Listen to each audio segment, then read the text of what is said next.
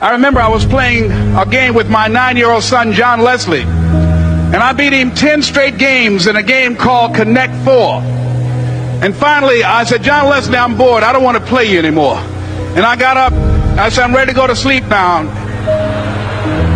John Leslie said, no, you can't go now, Dad. I said, why? He said, it's not over until I win. That was his attitude. We sat down and we played several other games. And finally, after the 11th game, John Leslie won, and he got up and he yawned. And he said, I'm ready to go to sleep now. And I'm saying to you, what if all of us took that attitude after we face a rejection and a no, or we have a meeting and no one shows up, or somebody say, you can count on me, and they don't come through? What if we have that kind of attitude? The car's repossessed. Nobody believes in you. You've lost again and again and again. The lights are cut off, but you're still looking at your dream, reviewing it every day, and say to yourself, it's not over until I win.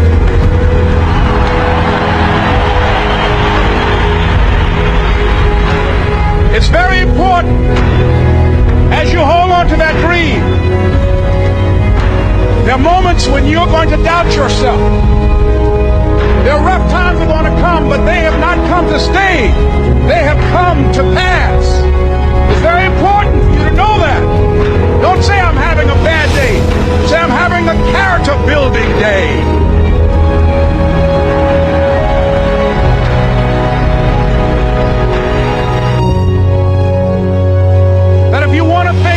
To go out and fight for it, to work day and night for it, to give up your time, your peace, and your sleep for it. If all that you dream and scheme is about it, and life seems useless and worthless without it, and if you gladly sweat for it and fret for it and plan for it, and lose all your terror of the opposition for it, and if you simply go after that thing that you want with all of your capacity, strength and sagacity, faith, hope, and confidence, and stern pertinacity, if neither cold poverty, famish, or gulf, sickness, or pain, or body and brain can keep you away from the thing that you want, if dogged and grim, you besiege and beset it, with the help of God you'll get it. I don't know what your goals are. I don't know what you want to do, but I want to leave this on you. Number one, that you deserve your goal. Number two, that whatever you've done thus far is only a mere fraction of what's possible for you.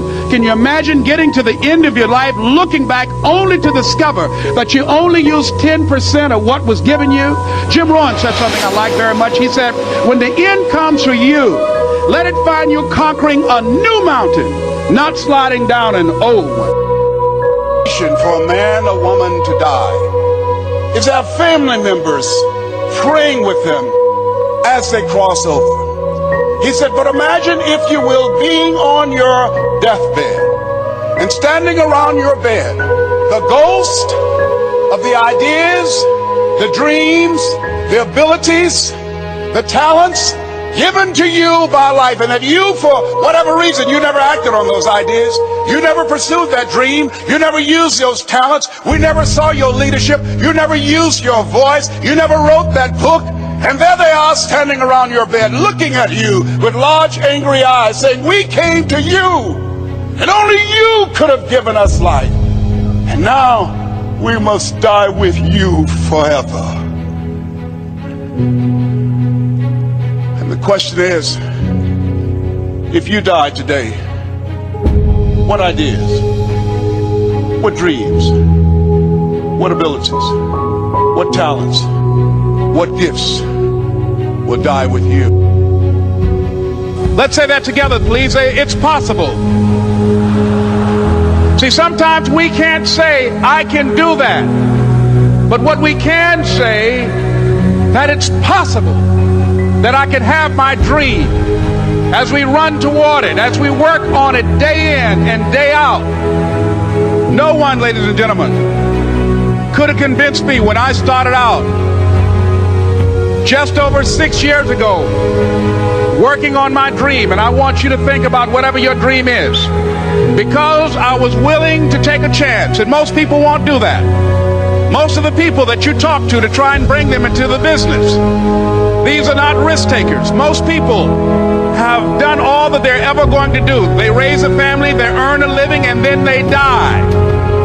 But people who are running toward their dreams, life has a special kind of meaning. A lot of people stay in jobs where they're miserable, or stay in relationships where they're miserable. Sometimes in order to begin to see the daisies in life, you've got to be willing to change cities, change friends, change relationships, change jobs. See, after a while you get bored doing the same old thing in the same old way, day in and day out. Human beings were designed to achieve. And when you are not on a path of developing your greatness and growing and being more productive and being more effective, then your life literally becomes depressing, just like Joe. So Joe was resisting change. And as a result of resisting change, Joe made some trade-offs. It's something right now. Think of some major goal you want, or maybe it's one you're already working on and you have experienced a lot of setbacks, a lot of defeats. You've experienced a lot of disappointment. Maybe you've already given up. And maybe you just need a little fire, a little encouragement to get back in the game again. Here's what I want you to look at.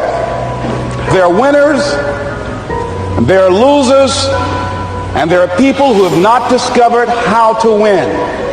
If you want to become successful in life, young man, he said, number one, you got to change your mindset. He said, you don't get in life what you want, you get in life what you are. Number two, practice OQP, only quality people. You earn within $2,000 to $3,000 of your closest friends.